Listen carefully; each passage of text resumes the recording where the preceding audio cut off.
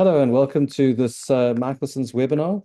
Yeah, we're very excited to run this quiz for you today.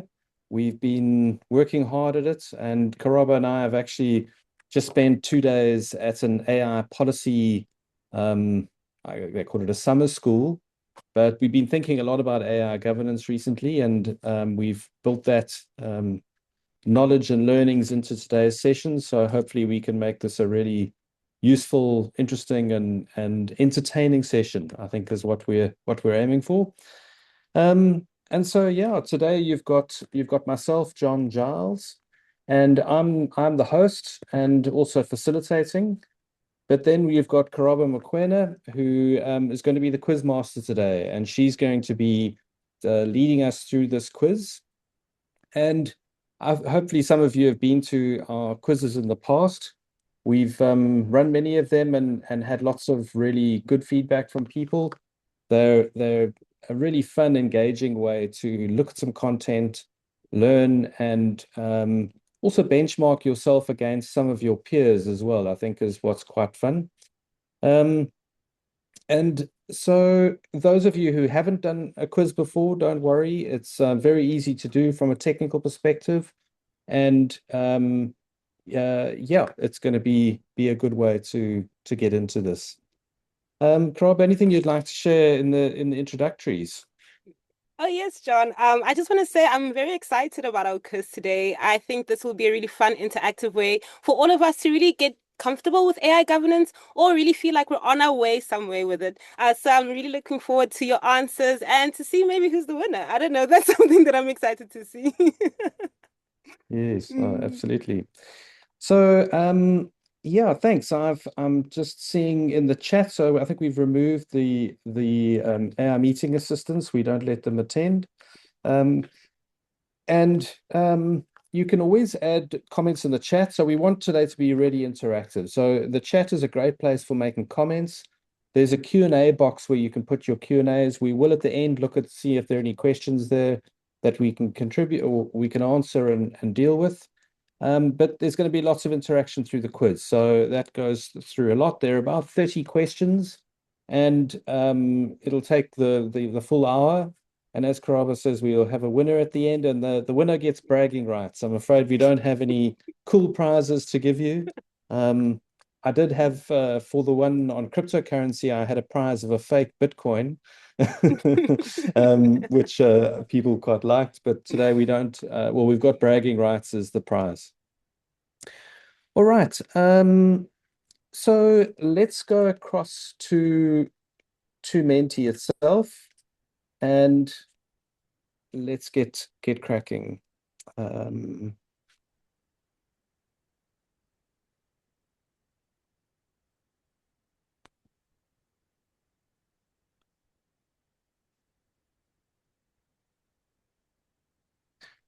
all right, so welcome to the AI Governance Training Live, to the quiz show. And let's start off with some housekeeping rules and get you set up. So actually, let's go to actually before I get to there, let's go back to the housekeeping rules. So engagement is key. You have to participate. Please be quite quick with your fingers because we've got 30 questions to go through. So you'll see it counts you down, and then we're into the question, and then you're going to answer on your phone. Your phone is generally the best way to do this, but you can also open another tab and have Menti in another tab. So you'll have us and see us in one, and there'll be another. But your phone is often a great way to do this. Then, yeah, the next page, we're going to give you a QR code, or you'll be able to go to menti.com and set it up. Please select a unique character. You can give your name if you want, but you can also, if you want to remain anonymous, you can choose a nice name that you want to use. Yeah, often actually your real name is quite useful. Um, and once you set up, please give us a thumbs up to let us know that you are organized and you're on Menti and ready to go. A really important point is that the most correct answer is the right answer. And so some questions are quite tricky. There are multiple questions that could be right, but we're looking for the most correct answer.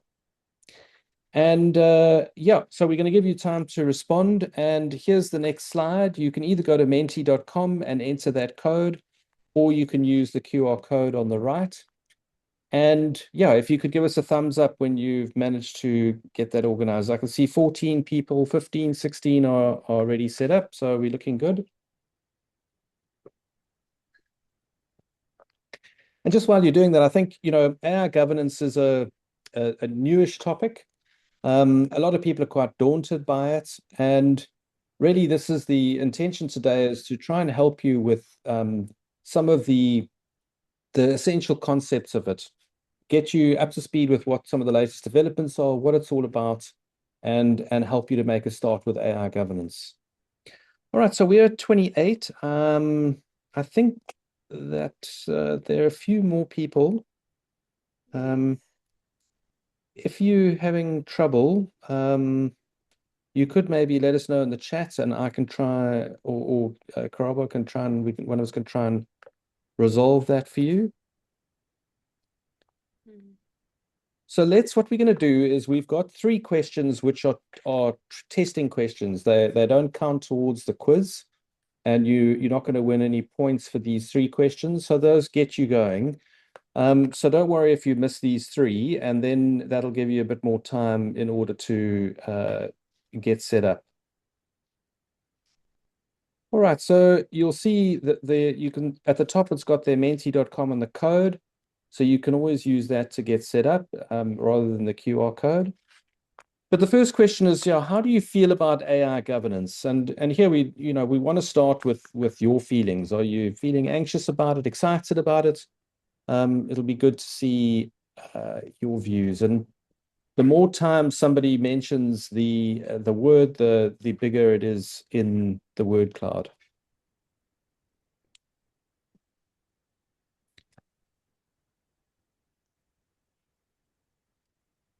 Oh, nice. So it looks like most people are excited about it. And yeah, I think, AI is quite daunting. It's quite easy to think of, oh, the world's changing and it's terrible.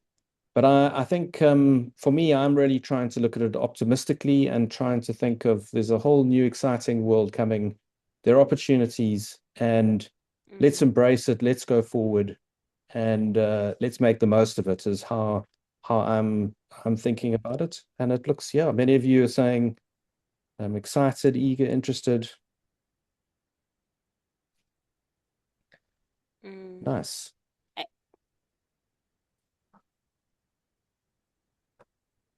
And I see here curious is also enlarged, and I think that's one of an important aspect with AI governance is to be curious, because when you are curious, you're able to seek out some of the knowledge, because like John has said, it's so new. So you really have to kind of go out there, seek knowledge, upskill yourself, make yourself literate, understand really the basic concepts. And you guys did take the very first step at doing that by joining us here today. So yeah, we're very happy about that. Great. Great. Let's move on to the next one.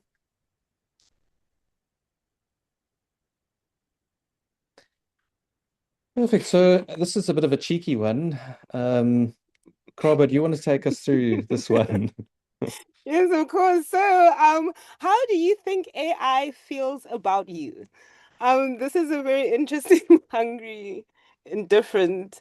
Oh, yes. I think that AI is very interested in us, if anything, but I'm very excited to see indifferent. Ah, yes. Nothing. I would say it makes sense that AI would be indifferent, laughing at me. I see in the chat, Madeleine says laughing at me. Because to be honest, AI doesn't really have feelings, right? It's just code, it's numbers, it's ones and zeros, and it's vectors. So in any case, it is indifferent. But I think the AI companies are very interested in you, though, even though AI might not be. So Yeah, let's see. I agree with you. There's the saying is that you might not be interested in AI, but the AI is interested in you. And I think it's going to be very difficult to avoid AI and the impact on you. And the sooner you Mm, embrace it, the sooner you start engaging, start learning, and start going forward with it, the better. And Absolutely. AI is going to have an impact on virtually every single person's job, every single role. Absolutely worth going for it early. Mm.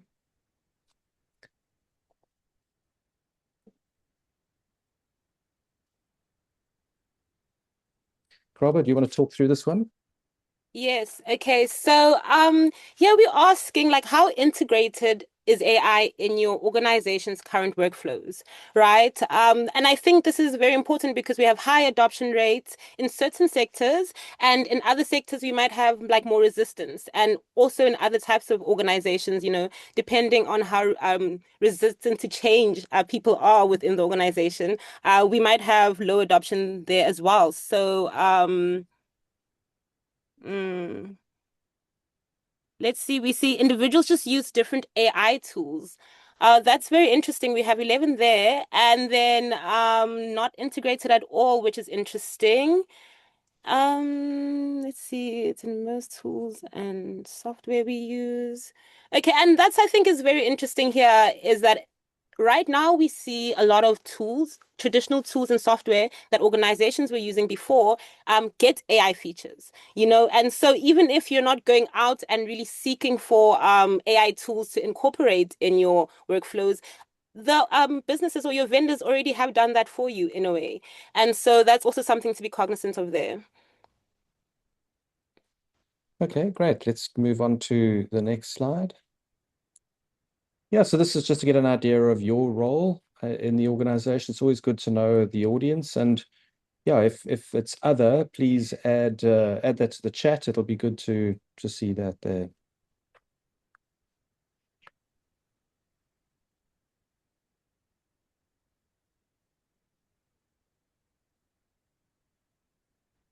Mm. Great. So we've got 36 people are participating, and yeah, we've almost all answered. That's great. And so this is the last question, I think, and then we're going to start the actual quiz, and then the answers start counting. The other thing in terms of the quiz is that you do get points for answering quickly. So the quicker you answer, the more points you get in addition for the right answer. But don't go too quickly. You want to get the right answer as well. So and some of them are quite tricky. So you might need to consider some of them and think about them in a bit of detail. Great. So we've got almost everyone's responded there. And yeah, a lot of legal, a lot of governance, risk and compliance. That's fantastic. I think one really interesting thing here is that this isn't about AI, this presentation. It's about AI governance. And what we found, and this is true in many circumstances, is that people who are specialists in AI and data scientists and engineers are not often very aware of the governance or the legal components. And lawyers aren't typically very technically literate or keen. We actually heard yesterday that judges in general are resistant, conservative, and slow, I think were the words that we used in terms of adoption of AI or accepting of AI. And so Mm. today we're bridging the gap a little bit between legal and technical. And most of the audience here today is governance, risk, and compliance, legal, which is the right audience. All right, great. Okay, so we've got game time coming up now. We've got bragging rights and let's get cracking. So this lets us see that all the players who are ready, we've got 28 players and Mm. there are 31 of us. So we're waiting for another two. One more person. There we go. Okay, we're all here and all ready to go. And we're going to start the quiz.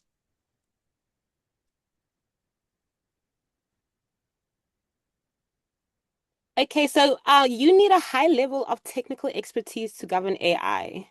Let's see. Do you really need to be technically skilled, like really high level of it, to be able to understand how it works in your organizations, what controls you need to have? And let's see. The answer is false. That is correct. Okay, so you don't necessarily need a high level of technical skills. what you do need is a good understanding of AI models, you know, how they work, what they're capable of doing, what they aren't capable of doing, and just really that basic knowledge. And so another comment is that even though you might not be highly technical, and good AI team will have people from different parts or departments in the organization. I really like the fact that I see people from legal, from GRC, and also from like the IT and engineering sector. So that's actually a very good thing because your AI team has to be comprised of all those people to fill in the gaps when needed. But in essence, you actually don't need high technical skills. John? Yeah, I agree. I mean, you need some basic literacy and definitely need to know the principles around AI, what makes it work. Uh, yeah, but you don't need a high level of technical expertise. All right, should Mm. we go to the next slide? Yes, next slide. Okay.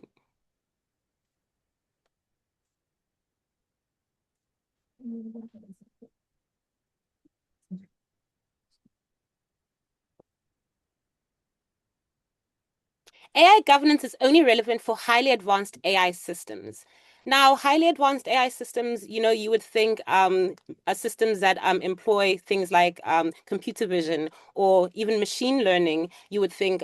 So, I mean, ChatGPT is not necessarily considered super advanced or the most advanced, but that's something we use every day. Let's see what everyone has answered here. Yes, false. So you need AI governance, or AI governance is relevant whenever you employ any type of AI system.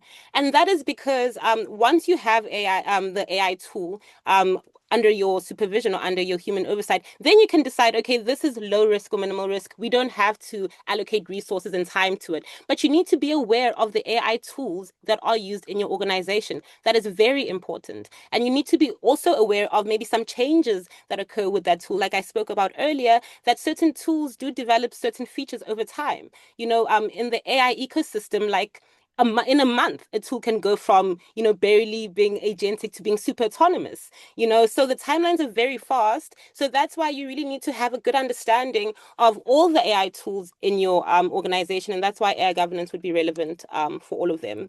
Yeah, Mm. next slide, please.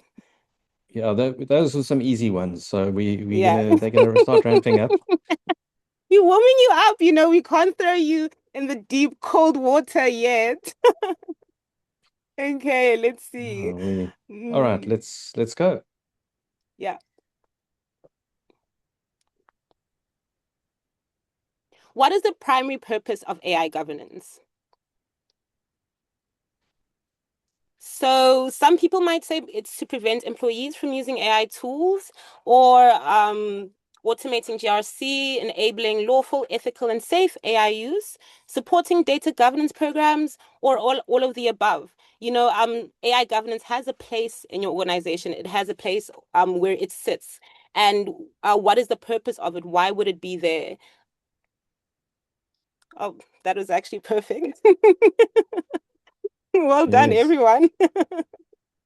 Yes, so AI governance is not to stop AI projects, John. What do you say about that? Yeah, absolutely. I think as with many things, we need to be lawful enablers. So we need to enable it happening, but in a safe, reliable, ethical, trustworthy, secure way.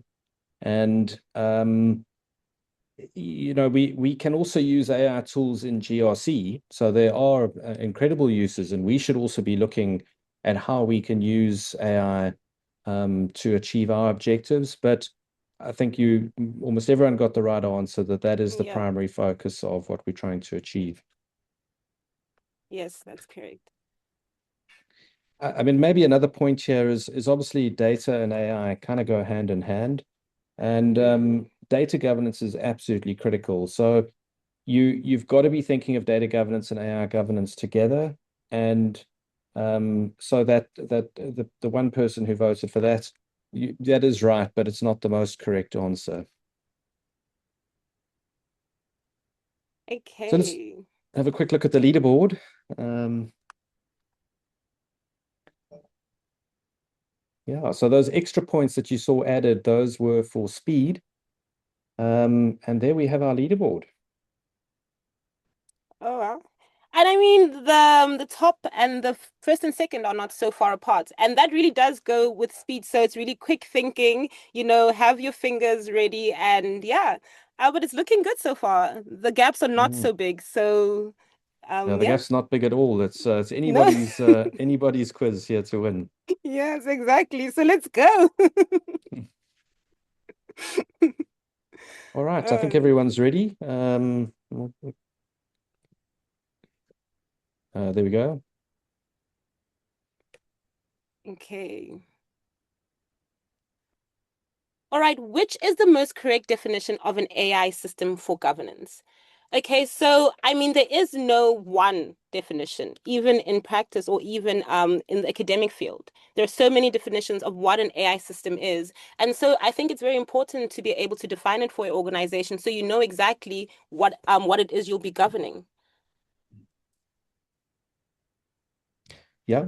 Um, yeah, I think there are one place you could look for definitions is in the EU AI Act. But I agree with Karaba, there are many different definitions. And I think often people are also calling something AI when it's not, because Yeah. it's a buzzword that enables you to sell your product. Um, but yeah, I agree with the slide there. And I will say, in your definition, it is also important while you don't want to include systems or software that aren't AI enabled or have AI features, you do want to make the scope broad so that you do cover, all the tools that maybe are not as advanced but are AI enabled under your AI governance framework.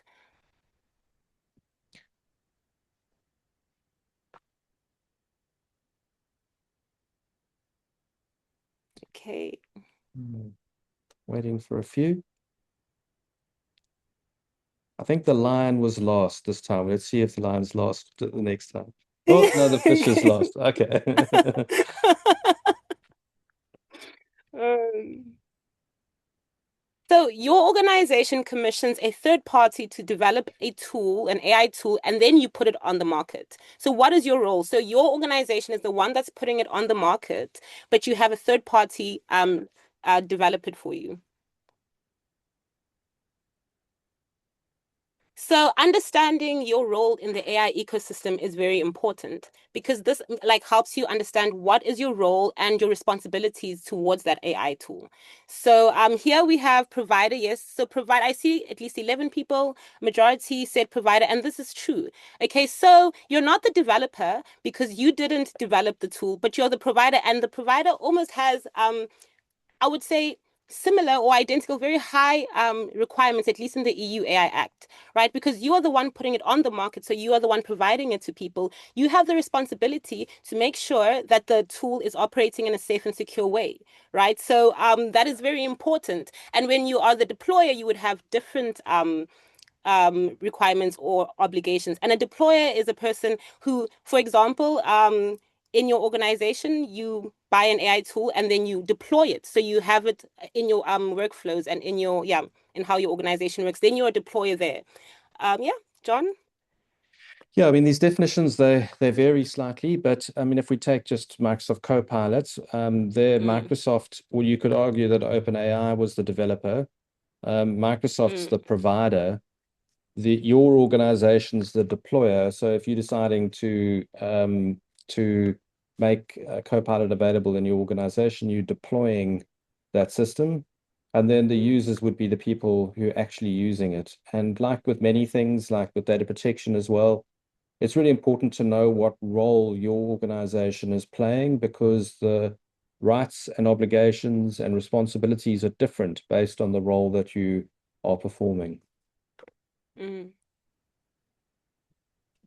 Great. Should we go to the next one? Yes.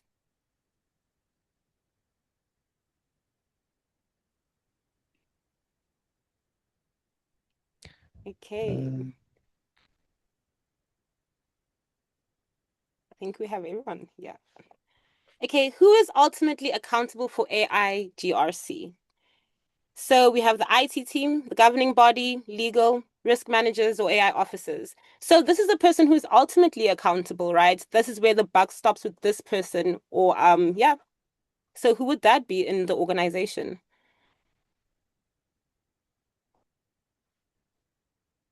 Yeah, from my perspective, it's the governing body. It's always the governing body.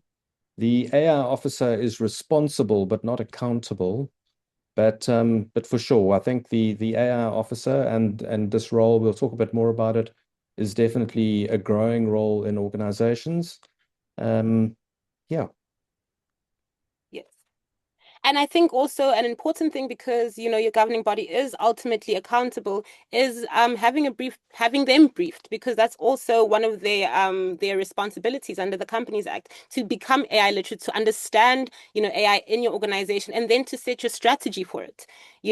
So that's also a very important thing to really take into consideration. Maybe you do have a AI governance program happening right now in your organization, but maybe the governing body is not briefed, and you would want to go back there and just kind of tick that off, because it's a very important thing.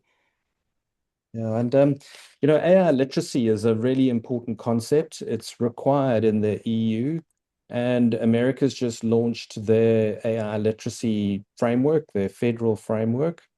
And I think part of that is that the IT team, whilst and I see nobody chose the IT team, the Mm, technical team, they're not accountable from a GRC perspective, but they have to know more about AI governance. And so that's definitely got to be part of your training program, that the technical people know about governance.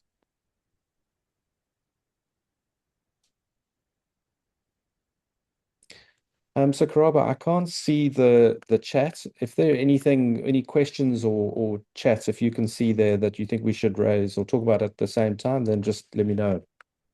okay, no problem.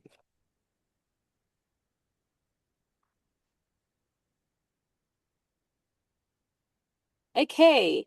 So which is not typically part of an AI governance framework? So risk classification, AI model assessments and registers, data governance policy, or human oversight controls. So which is not part typically.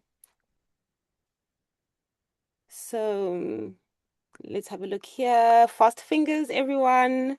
Human oversight. So here, the right answer here was a data governance policy. So while the data governance policy sits alongside kind of like your AI governance policies and framework, what actually it's not part of it specifically. It's a separate thing. John?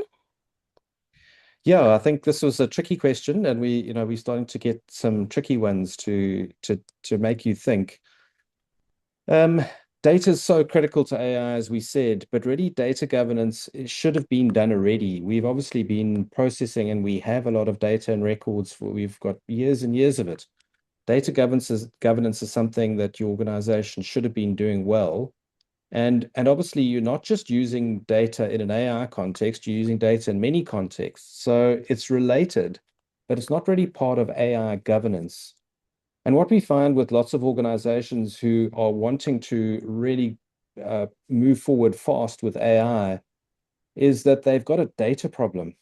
Um, Mm, and it's difficult to move forward with when you've got a data problem. So you often have to then go back and actually say, okay, let's get data governance right. Let's get clean, accurate, good data so that we can move forward. yes. And I see here the AI model assessments and registers. This is actually one of the most important first steps that you would take when you govern AI. After you've briefed your governing body and you have your team assembled, this is kind of that first practical step your team can take. You kind of do this scoping exercise to see, okay, what AI tools do we have? What are like very it's a discovery kind of exercise, very surface level. What are the tools capabilities? What are the risks? And then you put in a register. And then here you have kind of this way to have oversight, immediately. And then you can start making plans. So that's very important. Um, yeah. The next slide, John. Absolutely. Yeah. You can't govern what you don't know.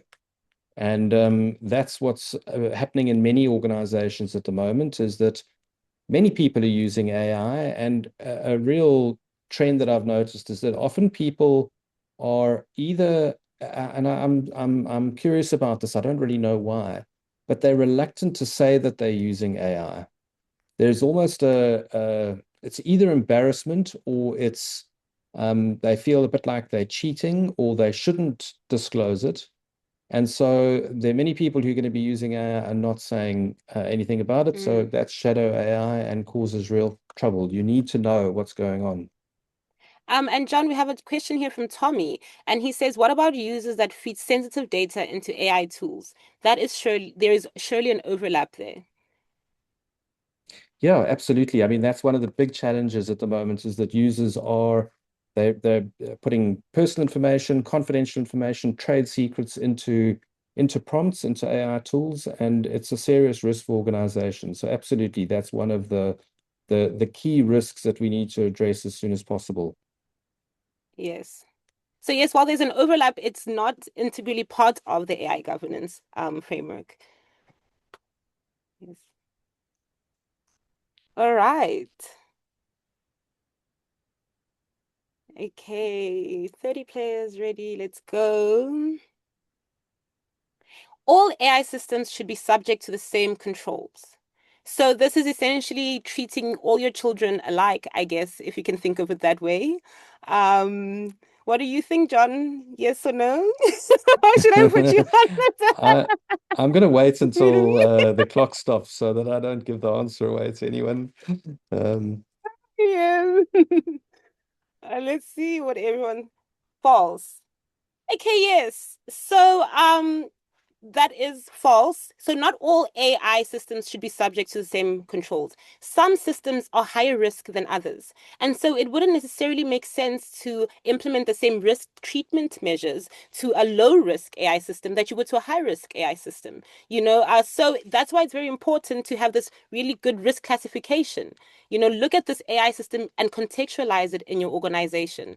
And then you can classify it. In our organization, is this a high risk, a low risk, a minimal risk, or inappropriate risk? And I think a good risk classification mechanism or tool is the EU AI Act Article 6. John, any thoughts on that? Yes, so you get different types of regulation and governance. Some of it is principle based, and so data protection is a good example. You apply principles to the processing of personal data, and those principles apply to all processing. Um, there is a risk-based approach to that, but it starts with a principle-based. Generally, AI, most people come at it from a risk or a safety perspective.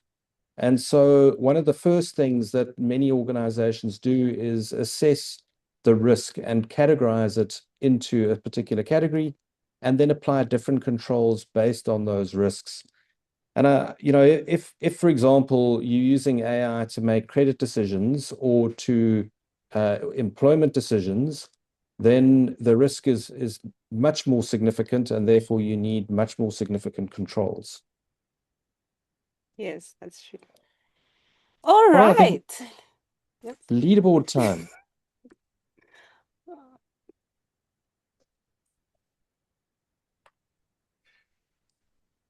Oh, Kazia's extended his or her lead, Mm. uh, which is good. Well done.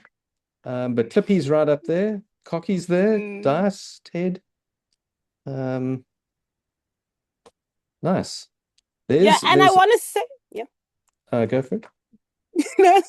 I wanted to say that there's still so much time, and so you can get up on that leaderboard at any moment. It's still anyone's game, to be honest. So I'm very excited. Let's keep on going. Yeah, we're about a third of the way through. We on 9 of 31. So great. We're almost all there. Yeah, let's go. Yeah. Okay.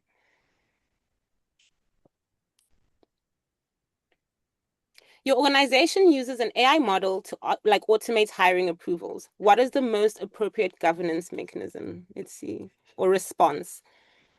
So, I mean, we just actually had this conversation, not all AI tools will have the same kind of response, governance response, with regards to implementing controls.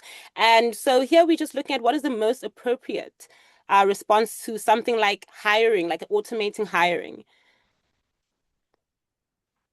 Yeah, sometimes we give you some serious hints to the answer to the next question just to check if you're listening, which I think we did in the last one. And most of you got that right. Yeah, so that for me is definitely an example of a high risk system, and there is obviously the risk of bias, and so you've got to check the extent to which it is bias, and then apply human oversight as well. And it's often the concept is human in the loop, and you've got then an AI system making a decision or a determination, and it's quite interesting the difference between those two words. Um, and what comes in here as well is in a South African context, it's Section 71 of POPIA dealing with automated decision making is a component that would come into the scenario. Yeah.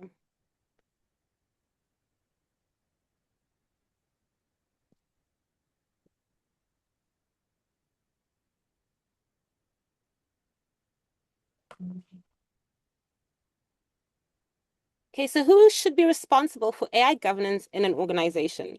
So earlier we spoke about who is accountable, and now we're looking at who is responsible for it. And this is interesting here because I think it can be a little bit tricky. Hey, John? It can also be different for different organizations, so it is a difficult one. Yes. So And ultimately, yeah, yes, no, please, go for John. it after you. Yes. I wanted to say, ultimately, you want to just have someone who is responsible, who is looking at this, who is actually spearheading the compliance, who's spearheading your AI governance compliance. So yes, it's very important to have role allocations and describe or define the roles and responsibilities. But at the end of the day, different organizations have different structures, and so it really is about finding something that works for you, but that is effective. Absolutely. One of the key things is, though, as Karabo said, is identifying a particular person who is responsible, because otherwise everyone's going to think somebody else is doing it. And so it's got to be clear and communicated. What we found in many organizations is that the information officer is being tasked with it. The information regulator in South Africa and authorities around the world are often putting up their hand and dealing with aspects of it. And as a result, the information officer often gets dragged into these scenarios. Many organizations don't have an AI officer or an AI governance officer. And in those scenarios, it's going to have to be somebody else. But many organizations are now starting to appoint AI officers. And sometimes that AI officer is responsible for both governance and the commercialization or the innovation relating to AI. But really, we think that it would be better, especially for larger organizations, if you have two role players. So somebody who's the champion of AI and going as fast as possible with the accelerator flat down. And then you've got someone like an AI governance officer who's the handbrake, who's saying, whoa, whoa, whoa, I want to lawfully enable you, but slow down. We've got to think about this, this, and this. We've got to manage the risks. We've got to do this responsibly. So ideally, it is to have an AI governance officer, and it could be that your AI governance officer and your information officer is the same person. Yeah, those are some thoughts. Hmm.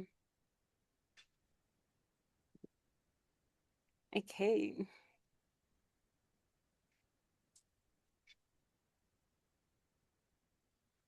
All right, almost ready. Let's go. And which South African bodies or authorities will scrutinize or regulate AI? I think yesterday we were so fortunate. We had a really great presentation and conversation with the people who are essentially drafting our South African national AI policy. And it's really interesting to see the approach that we're taking. And I'm also very happy to see that we are, going innovation first and really being realistic with what we can and cannot do. And here we see that, yes, it's actually all of the above. So what South Africa will be doing is that we will have this sector-specific risk-based approach to AI regulation. So this means that different sectors, for example, the financial sector, will come up with their own standards and guidelines, specifically looking at how to regulate high-risk systems or high-risk use cases in that specific sector. And then leaving all the other what we would say lower risk systems that can be addressed by existing regulations to be addressed by existing regulations. So this you'll see a very high collaboration kind of environment here, and I think this is a good approach, especially to get AI governance or AI regulation moving in South Africa. I think if we had this bottleneck and we're waiting, for one big AI act, it would have been very difficult. John, what do you think? Mm.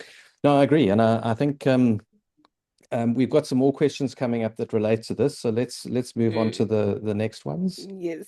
And I might speed up a little bit. I'm just a bit worried about time. We've got about What 20 time? minutes to go, and Yes. we're about halfway through. Okay, let's go.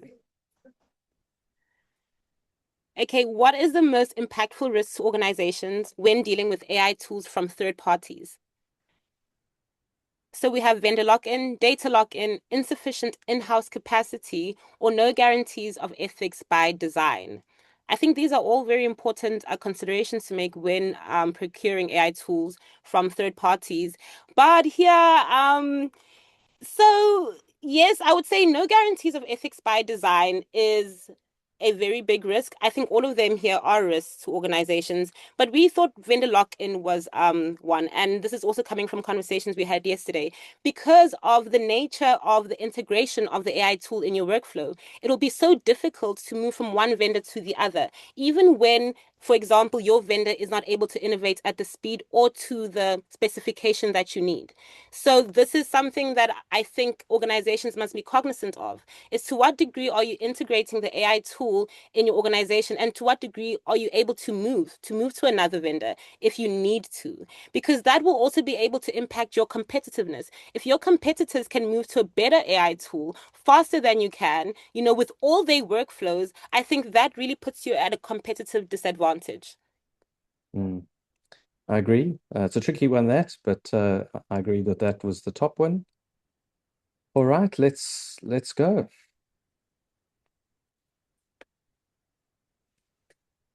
Okay. Which of the following statements is true? Africa has a standalone comprehensive AI law. The EU has an umbrella risk-based AI Act. China has no AI laws. The South African AI Act is about to be published as a bill. In the US, each state is encouraged to pass AI laws. Okay, yeah, I think that was relatively easy. John? Yeah, I think the tricky bit was that South Africa is about to publish its national AI policy, but not its act. So it's not a law, it's the policy, which I think Karaba gave you that, the heads up before, just to trick you with this one. But that's correct. China does have laws. Africa doesn't have a standalone law, which probably would be a good thing, but we don't have that.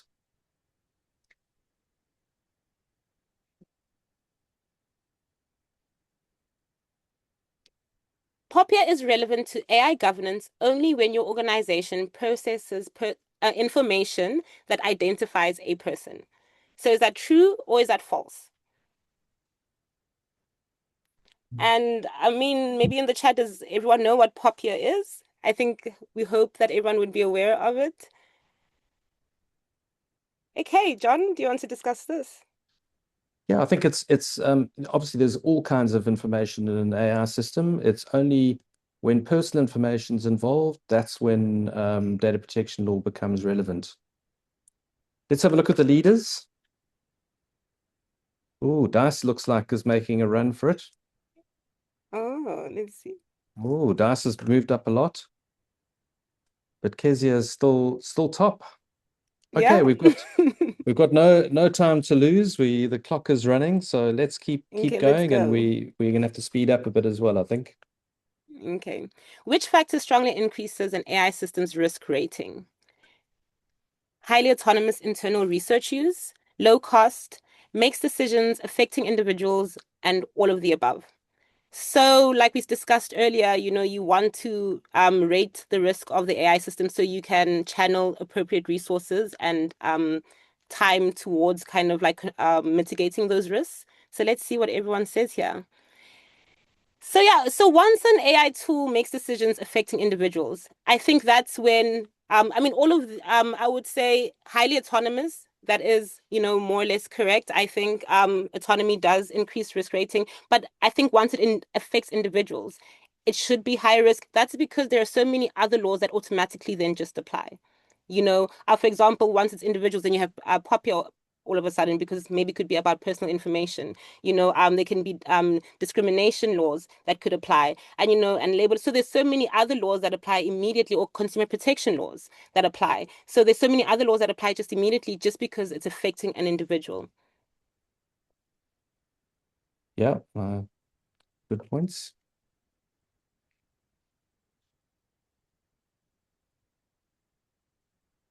Okay, let's see. AI governance only applies when you procure the tool. So only when buying the tool is when AI governance would apply, and no other time after. So I guess it's when you're purchasing it, you do the assessment, you put it in the AI register, and you say, "Oh wow, look at our AI tools. They're all really pretty here, and we know what risks they cause, and we know who's created them." Yes, so AI governance should be occurring throughout the entire life cycle of the AI tool. That's because it really does require this constant monitoring and constant kind of like oversight, because risks do increase depending on context. AI tools are constantly changing, and how they interact with your business environment is also very unpredictable. So you really have to constantly be governing AI, and I think the regulators would also expect that. Yeah, Thank you, I John. agree. So let's do a few quick fires just from a time perspective. We'll go quite Okay. fast through these, and then we can slow down. But let's Okay. What is most likely required for higher risk AI systems? Acceptable use of AI policy, access control mechanisms, AI impact assessment, staff code of conduct only. Remember, so it's most likely, right? So what is the most likely required for higher risk AI systems? Let's see what everyone said here. Yes, correct. An AI impact assessment would be definitely required for higher risk AI systems. Thank you, John. quick look at the Okay. leaderboard.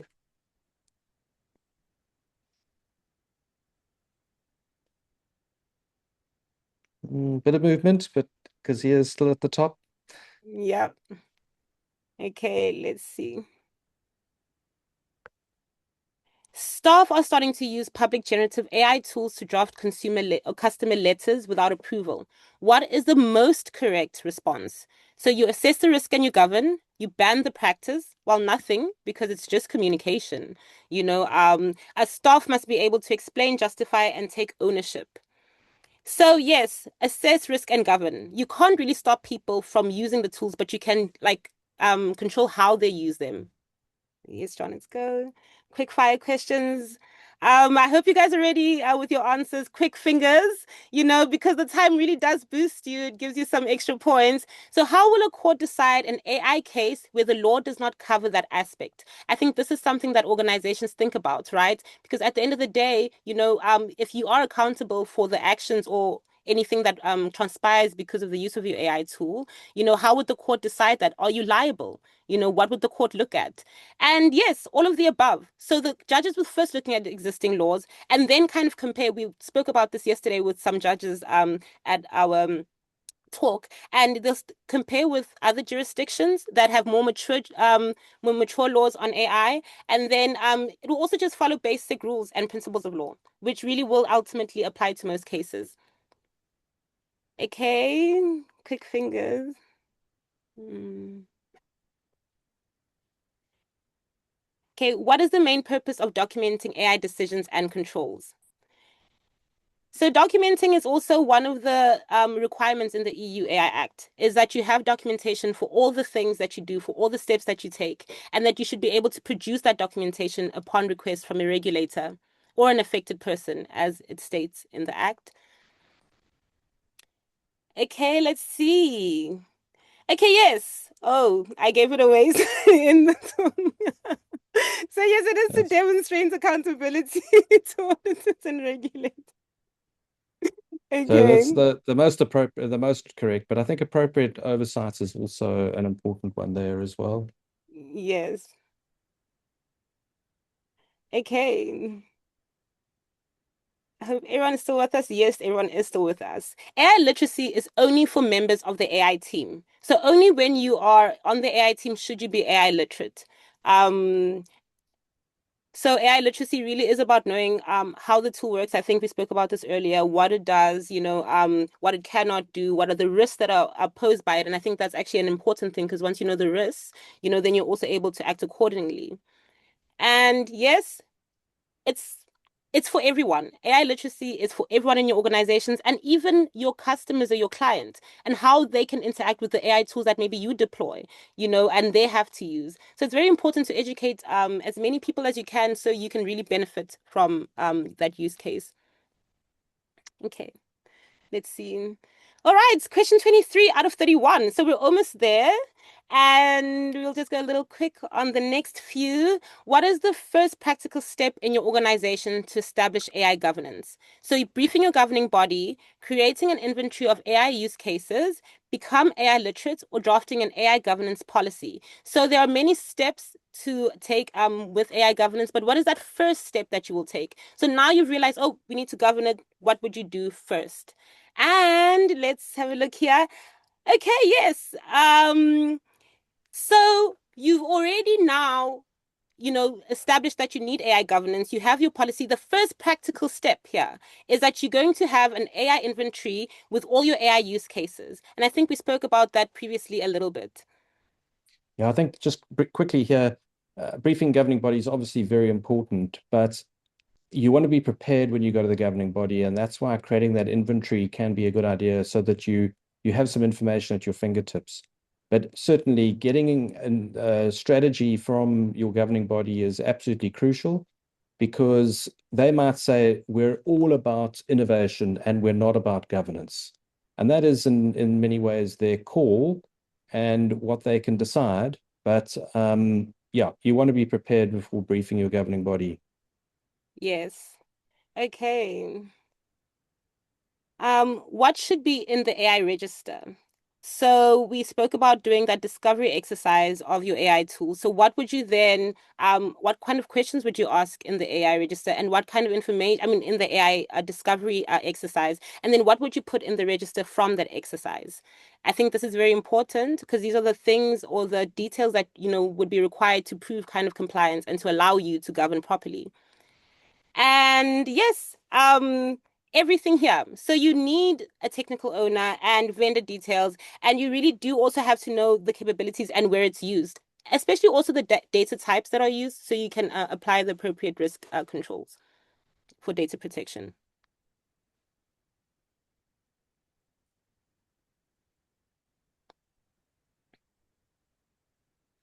Okay, let's have a look here. Human in the loop controls are not needed if an AI system has high accuracy. So I think every day the performance of the AI models is improving. 6 months ago, I mean, I think Anthropic released a new version of Claude that's really, really good. And all the coders and the software engineers are really happy about it. Let's see. False. Yes, so you need human in the loop in any case. There is no 100% accuracy from AI systems, and human in the loop is really actually there to pick up on those instances when, you need a human to intervene. Okay, let's have a look here. Almost at the finish line. Okay, let's see, five more questions. Okay, what is the main driving force for making a business case for explainable AI? Now, explainable AI really would require you to maybe go a little further than you normally would. And this AI models or AI kind of systems will allow you to understand how a decision was made. Now, these white box models do exist, but sometimes they are not as cheap or as readily available. So what would be a strong business case for explainable AI? Yes. So if you have an explainable AI and you're able to show the regulator literally the decision making process of that AI system or kind of that reasoning, I think that's actually such a good way to show compliance almost by design. It's like, hey, we care about AI governance by design. We can go to the leaderboard, John. Let's see who's in the lead. I feel like we've had a very strong lead from the very beginning, but I will say I've seen some people hop onto the leaderboard who weren't there before. So it just really has to show you that you can make it on there.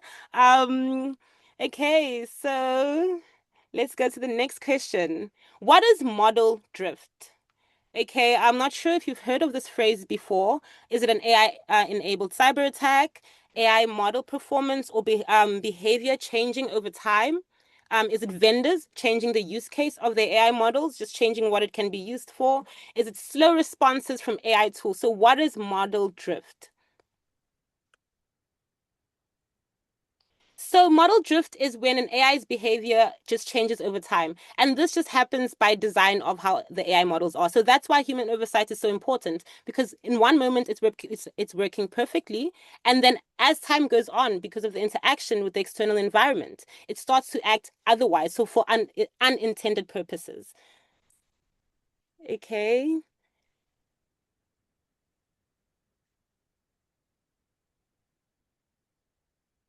You should conduct an internal audit only when an AI incident occurs. So is this true or false? So I think we've seen some AI incidents already in the news. There has been the Deloitte scandal, with the reports to the government, with the fake references. There was a Replit case where an AI agent kind of wiped the database of the company. So there's so many things, risks that are posed by AI. And yes, that is false. You should have conduct an internal audit at a frequency that you set out in your AI governance policy. Okay, let's have a look. Okay, two more questions left. Oh wow. Let's finish strong, everyone. Let's see here. Okay, using offshore cloud services for AI processing primarily raises concerns about what exactly? So offshore cloud services in other jurisdictions. What are the concerns? What is the first thing that comes to your mind? Go, oh, we should have a look at that. That's something that's very important to consider. And let's have a look here. We see, yeah, cross-border transfer requirements. And we spoke a little bit about that. We might get a guidance note on that in South Africa in our lifetime at some point. We're hoping soon. Okay. Okay, two more questions. Let's go. This is question number 30. Okay. A regulator asks how your institution governs AI. What is the most convincing evidence? So maybe a statement on your website, introducing them to your AI team, showing that you don't use AI, and documented framework, inventories, assessments, and approvals.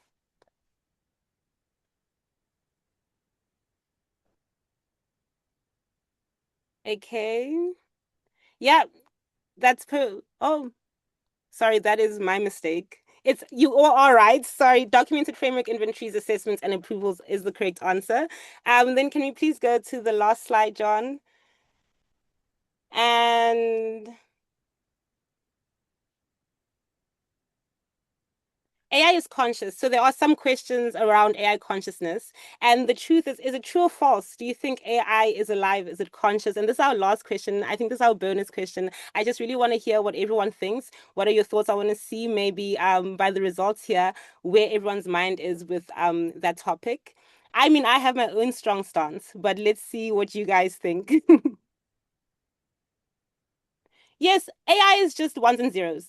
Don't let it overwhelm you. It's not magic. It really just works on mathematics. And so you really honestly have the capabilities and the skills to be able to navigate this. So don't be overwhelmed. Yeah, let's go to the leaderboard.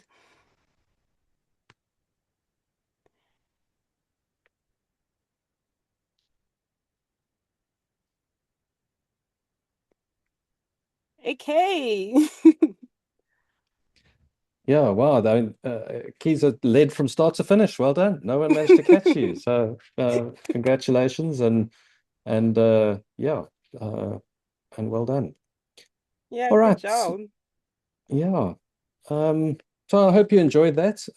Sure, as you can tell, we've got lots to say about this topic, and Yes. we ran out of time a bit, but it's a very exciting, a very interesting topic, and I think that what I wanted to say that if you enjoyed today, we do private versions of this for organizations. And we also are going to be doing lots of more webinars on AI governance. You can find that on our website under the events page. Please join us for other events. We are doing one coming up quite soon on AI registers and assessments. We'll also be doing one on briefing your governing body quite soon. And we do also help organizations to brief their governing bodies on AI governance. Governing bodies often have been briefed on AI, but not necessarily on the AI governance. And really, it should be done at the same time because governing bodies needs to be deciding between innovation and safety and making some choices in between there. We'll also be doing sessions on the South African national AI policy as soon as it comes out. And so please join us for those sessions. And so, yeah, lastly, just Karabo, thank you very much for your effort and work on this. You worked hard on it, and I think it turned out really nicely. I hope everyone enjoyed the quiz. And it's nice to get some really good feedback in the chat there. So thank you very much for that. We didn't get a chance to answer questions, but we'll do it again. And there are other sessions that are Yes. available for that. Yes, Great. Well, exactly. thank you This for was so much attending. fun. Yeah. Thank you very much Yeah. for attending, and we'll see you again soon.